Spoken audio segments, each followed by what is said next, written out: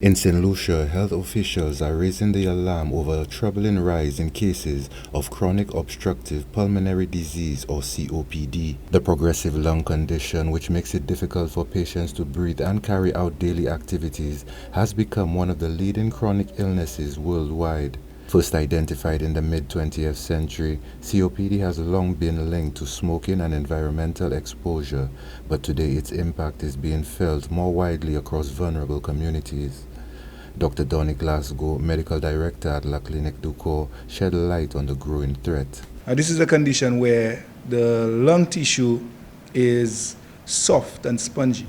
With COPD, it now hardens and you have a lot of changes happening within the airways that cause obstruction, essentially.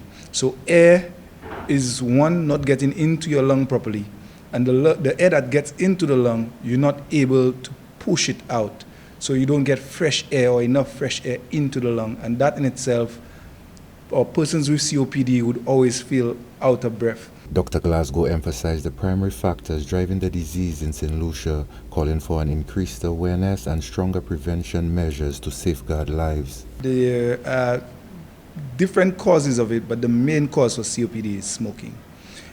So of course we're going to make the appeal to the general public. It's not something that will be easy.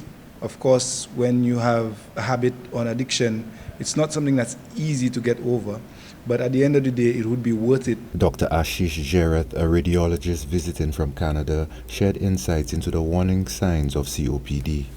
Chronic cough is the number one, and often when you're coughing up, you're spitting out mucus.